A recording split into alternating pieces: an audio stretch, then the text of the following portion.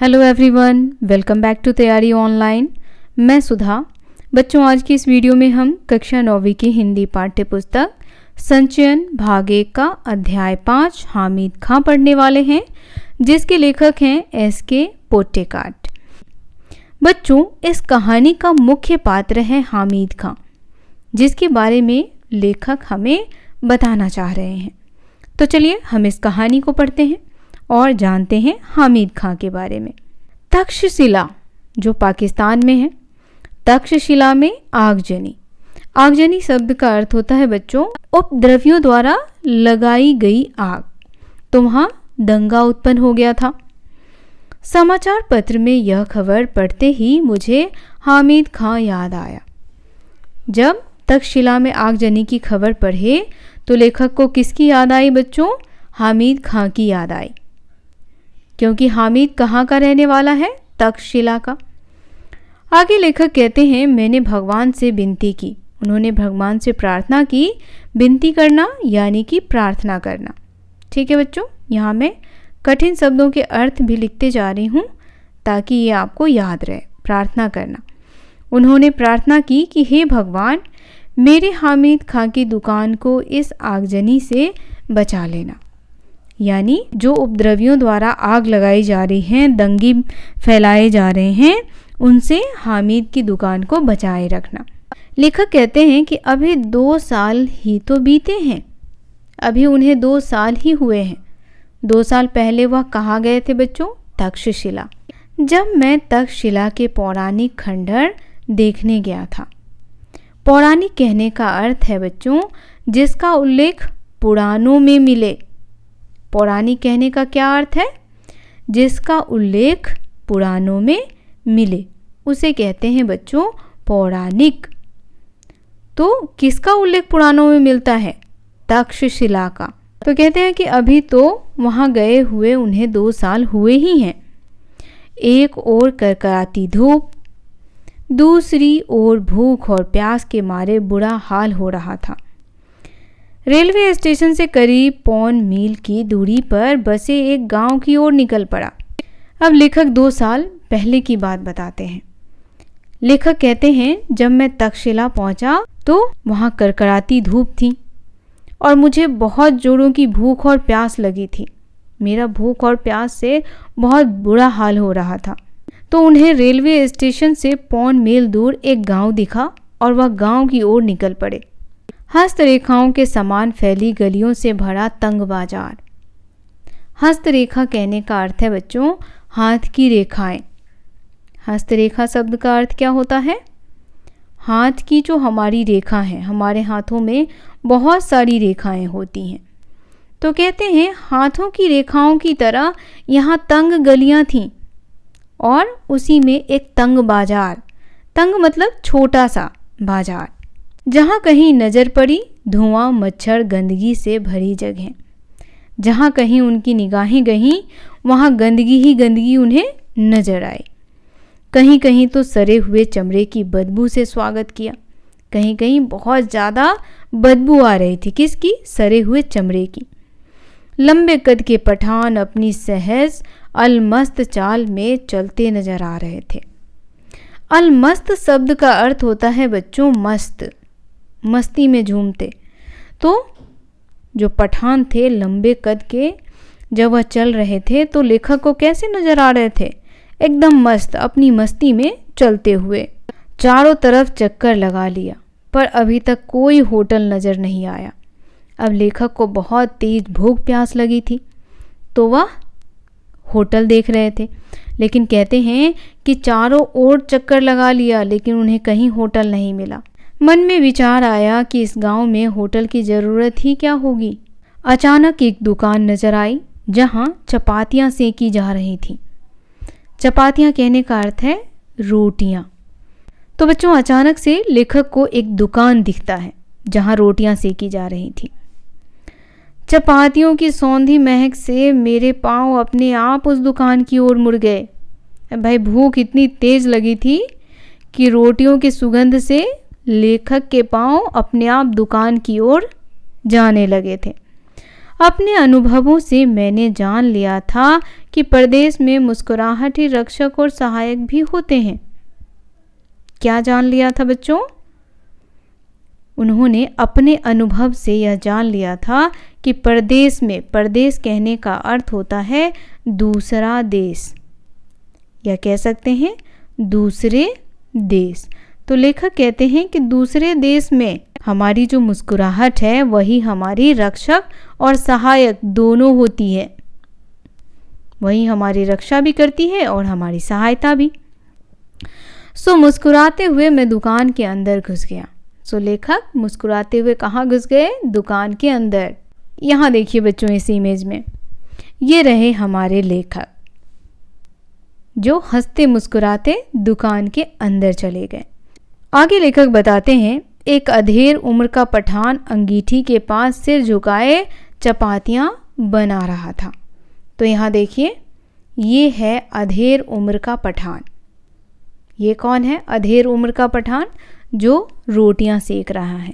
अधेड़ उम्र कहने का अर्थ होता है ढलती उम्र, यानी जो व्यक्ति 40-45 साल का होता है वह क्या कहलाता है? अधेड़ उम्र का व्यक्ति। तो लेखक कह रहे हैं कि जो अधेड़ उम्र का व्यक्ति है वह क्या कर रहा था? रोटियां सेक रहा था। आगे कहते हैं, मैंने ज्यों ही दुकान में प्रवेश किया, वह अपनी हथेली पर रखे आटे को बेलना छोड़कर मेरी ओर घूर घूर कर देखने लगा। जैसे ही वह दुकान में घुसे, वैसे ही जो रोटी सेक रहा था अधेड़ उम्र का व्यक्ति, वह उन्हें घूर घूर करके देखने लगा। मैंने उसकी तरफ देखकर मुस्कुरा दिया। फिर भी उसके चेहरे के हाव भाव में कोई परिवर्तन नहीं आया। अब जैसे होता है ना बच्चों, हम किसी को देख करके मुस्कुराते हैं तो हमारे मन में यह होता है कि वह भी हमें देख करके मुस्कुराए। लेकिन यहाँ पर जो रोटी सेक रहा है वह तो लेखक को देख करके मुस्कुराया ही नहीं। वह बेपरवाही के साथ तीखी नज़र से मुझे निहारे जा रहा था। बेपरवाही कहने का क्या अर्थ होता है बच्चों? बेपरवाही शब्द का अर्थ होता है बच्चों बिना किसी परवाह के। क्या होता है? बिना किसी परवाह के। उसे कोई परवाह नहीं था और वह लेखक को देखे जा रहा था बिना किसी परवाह के। ओके, तो इन शब्दों को आप नोट करते जाएं, जो कठिन शब्द हैं जिसके अर्थ आपको बताए जा रहे हैं, आप उसको नोट करें। खाने को कुछ मिलेगा? मैंने धीमी आवाज़ में पूछा। चपाती और सालन। क्या कहा उसने? क्या मिलेगा खाने में? चपाती और सालन। सालन शब्द का अर्थ क्या होता है बच्चों? तो देखिए, सालन शब्द का अर्थ होता है गोश्त या सब्जी का जो रस होता है, गोश्त या सब्जी का मसालेदार शोरबा, या कह सकते हैं रस्सा। ठीक है, जैसे रसदार सब्जी होता है ना, उसे कहते हैं। तो उसने क्या कहा कि हाँ, खाने में तुम्हें चपाती और सालन मिल जाएगा, वहाँ बैठ जाइए। उसने एक बेंच की तरफ इशारा करते हुए कहा। मैं बेंच पर बैठकर रुमाल से हवा करने लगा। काफ़ी गर्मी थी, इसीलिए वह हवा कर रहे थे। मैंने दुकान के भीतर झांक कर देखा। बेतरतीब से लिपा हुआ आंगन। बेतरतीब यानी बिना किसी तरीके के, यानी अनमने ढंग से। अब गांव में क्या होता है, मिट्टी का घर होता है, तो वह किसी भी तरीके से उसे लीप पोत दिया जाता है।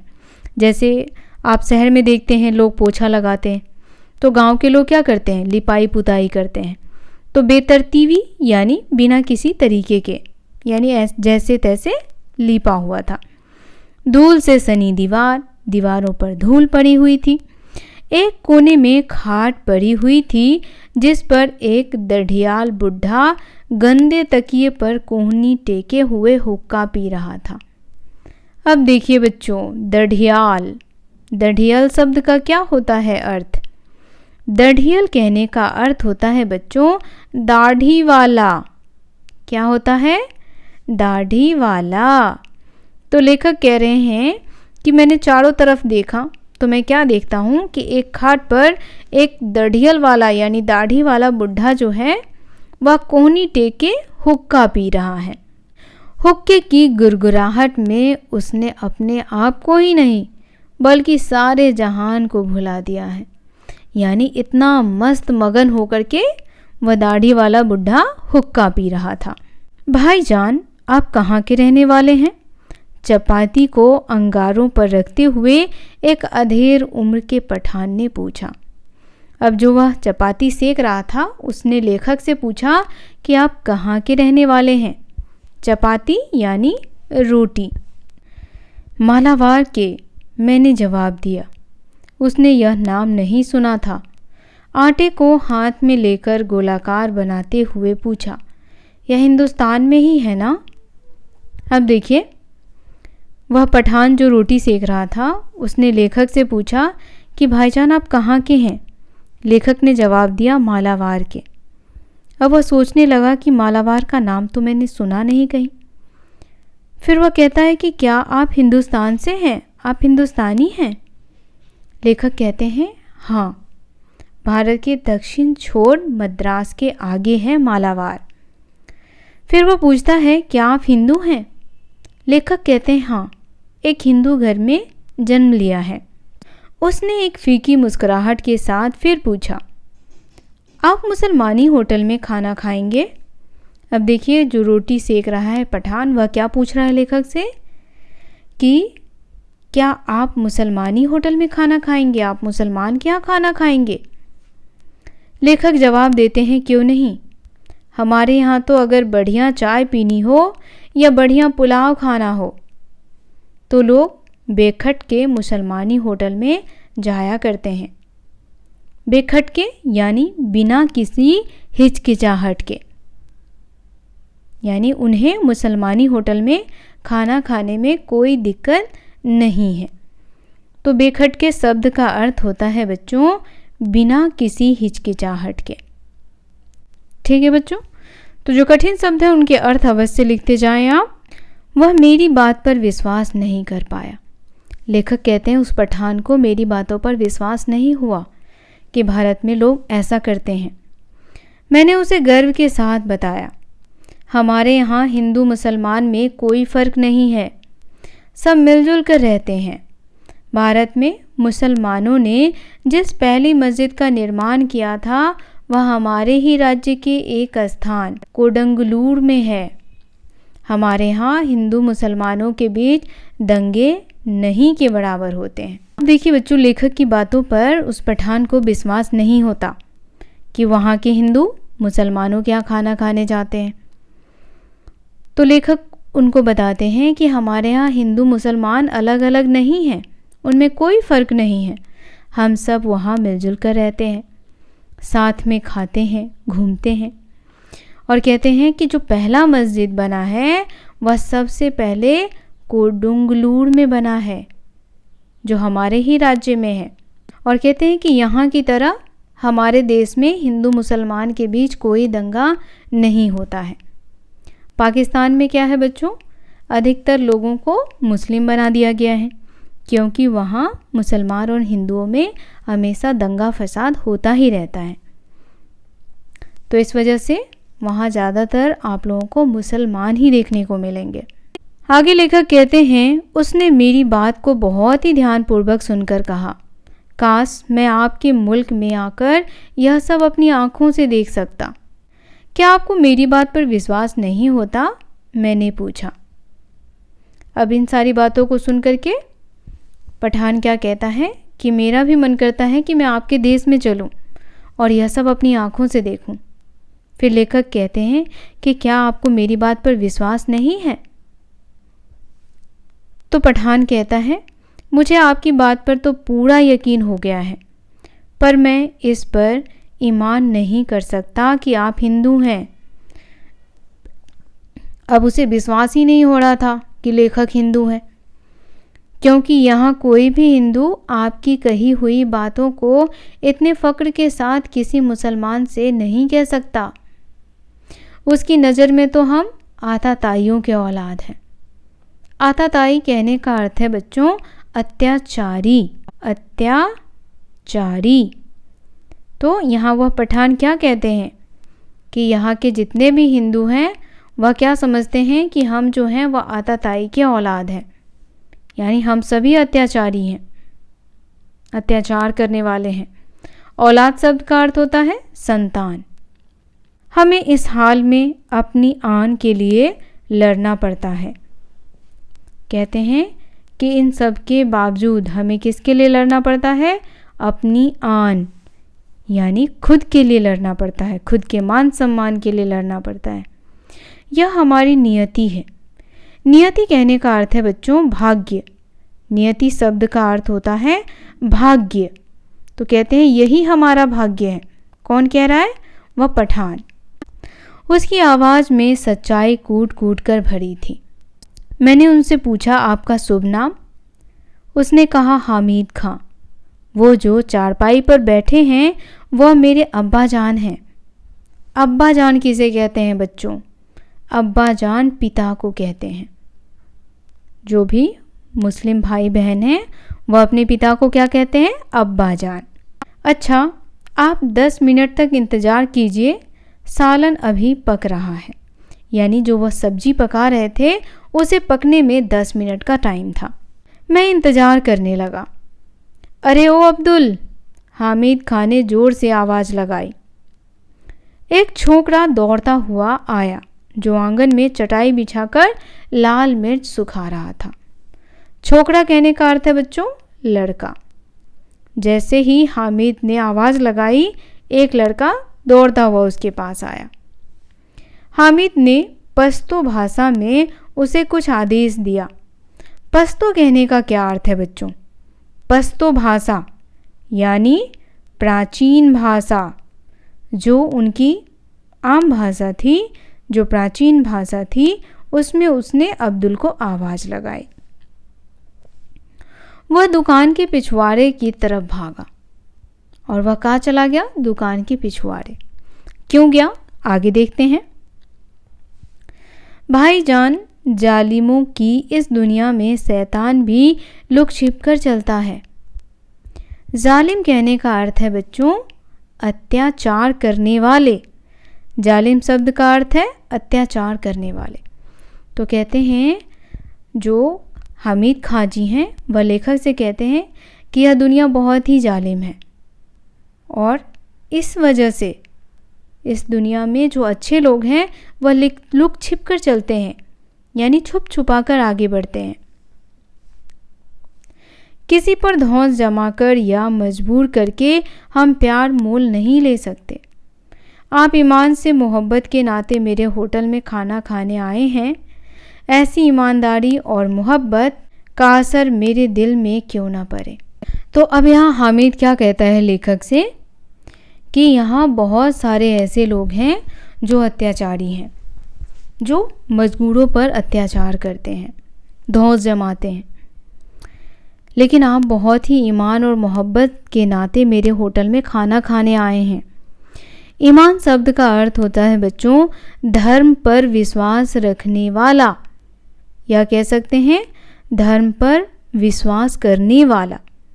तो हामिद कहता है कि आप धर्म पर विश्वास करने वाले हैं, आप ईमान रखने वाले हैं, आप ईमानदारी और मोहब्बत के साथ हमारे होटल में खाना खाने आए हैं, तो इसका असर मेरे दिल पर कैसे नहीं पड़ेगा।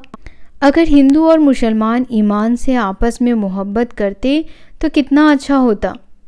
धीमे स्वर में बोलते हुए वह अंगीठी से आखिरी चपाती उतार कर खड़ा हो गया। क्या कहता है हामिद कि यह दुनिया बहुत ही सुंदर होती, यह संसार बहुत ही सुंदर होता जब हिंदू और मुस्लिम आपस में एक दूसरे से मोहब्बत करते, यानी एक दूसरे का सम्मान करते। वह धीमे से यह बोलता है और आखिरी चपाती जो है वह उतार कर रखता है। जो छोकरा पिछवाड़े की तरफ गया था उसने एक थाली में चावल लाकर सामने रख दिया। हामिद खां ने 3-4 चपातियाँ उसमें रख दी, फिर लोहे की तस्तरी में सालन परोसा। तस्तरी शब्द का अर्थ क्या होता है बच्चों? कमेंट करके बताएं। तस्तरी कहने का अर्थ है प्लेट, तस्तरी किसे कहते हैं? प्लेट को। तो लोहे की प्लेट में हामिद खां ने सब्जी परोसा। छोकरा साफ पानी से भरा एक कटोरा मेज पर रख कर चला गया। यानी वह जो लड़का था अब्दुल, उसने साफ कटोरी का पानी जो है वह टेबल पर रखा और चला गया। मैंने बड़े चाव से भरपेट खाना खाया। कितने पैसे हुए? जेब में हाथ डालते हुए मैंने हामिद खां से पूछा। मुस्कुराते हुए हामिद खां ने हाथ पकड़ लिया और बोला, भाईजान माफ़ कीजिएगा, पैसे नहीं लूँगा, आप मेरे मेहमान हैं। अब जब लेखक खाना पीना खा लिए तो वह क्या पूछते हैं हामिद से कि कितने पैसे हुए। इस पर हामिद मना कर देता है। हामिद कहता है कि नहीं नहीं भाईजान, आप तो हमारे लिए मेहमान हैं और मेहमान से पैसे नहीं लिए जाते। अब देखिए आगे लेखक क्या कहते हैं। मेहमान नवाजी की बात अलग है, एक दुकानदार के नाते आपको खाने के पैसे लेने पड़ेंगे, आपको मेरी मोहब्बत की कसम। अब लेखक उन्हें कसम दे देते हैं, कहते हैं कि आपको मेरी मोहब्बत की कसम है। मेहमान नवाजी तो एक अलग बात है, आपका अपना एक दुकान है, आप उसमें लोगों को खाने खिलाते हो, अगर आप पैसे नहीं लोगे तो आपका दुकान कैसे चलेगा। तो इसलिए वह उन्हें पैसे देते हैं। 1 रुपए के नोट को मैंने हामिद खां की ओर बढ़ाया। वह सकुचा रहा था। सकुचाना यानी हिचकिचाना। सकुचाना शब्द का अर्थ होता है बच्चों हिचकिचाना। वह लेखक से पैसे नहीं लेना चाहता था, लेकिन अब लेखक ने मोहब्बत की कसम दे दी थी और फिर उसने वह रुपया लेकर फिर मेरे हाथ में रख दिया। अब देखिए हामिद खां ने पैसे तो ले लिए और पुनः वह पैसे लेखक को दिए भी। क्यों दिए? तो प्रेम के नाते से। अब देखिए आगे लेखक बताते हैं। हामिद खां कहते हैं, भाईजान मैंने खाने के पैसे आपसे ले लिए हैं, मगर मैं चाहता हूँ कि यह आप ही के हाथों में रहे। आप जब पहुँचे तो किसी मुसलमानी होटल में जाकर इस पैसे से पुलाव खाएं और तक्षशिला के भाई हामिद खां को याद करें। तो बच्चों हामिद खां जो है वो बहुत ही अच्छे दिल का इंसान है, इसीलिए आज भी लेखक को याद है। लेखक बताते हैं, वहाँ से लौटकर मैं तक्षशिला के खंडरों की तरफ चला आया। उसके बाद मैंने फिर कभी हामिद खां को नहीं देखा, पर हामिद की वह आवाज़, उसके साथ बिताए क्षणों की यादें आज भी ताज़ा है। उसकी वह मुस्कान आज भी मेरे दिल में बसी है। तक्षशिला के सांप्रदायिक दंगों की चिंगारियों की आग से हामिद और उसकी वह दुकान जिसने मुझ भूखे को दोपहर में छाया और खाना देकर मेरी शुदा को तृप्त किया था, बची रहे। मैं यही प्रार्थना अब भी कर रहा हूँ। शुदा कहने का अर्थ है बच्चों भूख। शुदा शब्द का अर्थ क्या है? भूख। तो उनकी भूख और प्यास कहाँ बुझी थी? हामिद खां के होटल में। तृप्त होना। तृप्त होना कहने का अर्थ है संतुष्ट होना या संतोष होना। क्या होना? संतोष होना या संतुष्ट होना। ठीक है बच्चों। अब देखिए बच्चों, इस पाठ में लेखक को जब पाकिस्तान यानी तक्षशिला में कहीं शरारती तत्वों के द्वारा आग लगाए जाने का समाचार मिलता है, तो लेखक वहाँ के अपने एक मित्र और उसकी दुकान की चिंता में खो जाते हैं, क्योंकि उस मित्र की दुकान कहाँ थी? तक्षशिला में। इस पाठ में लेखक अपने उस अनुभव को हम सभी के साथ साझा कर रहे हैं जब वह तक्षशिला के खंडरों को देखने गए थे और भूख और करकराती धूप से बचने के लिए कोई होटल खोज रहे थे। और होटल खोजते हुए लेखक जब हामिद खां नाम के व्यक्ति की दुकान में कुछ खाने के लिए रुकते हैं, तो जो भी वहाँ घटा, जो भी घटनाएं वहाँ घटी, लेखक ने उसे एक लेख के रूप में हमारे सामने प्रस्तुत किया। तो यह थी बच्चों हामिद खां की कहानी। यह कहानी आपको कैसी लगी कमेंट करके बताना बिल्कुल ना भूलें। वीडियो पसंद आए तो इसे लाइक और शेयर करें। मिलते हैं आपसे इसी अध्याय के प्रश्न अभ्यास के साथ। तब तक के लिए आप सभी का धन्यवाद।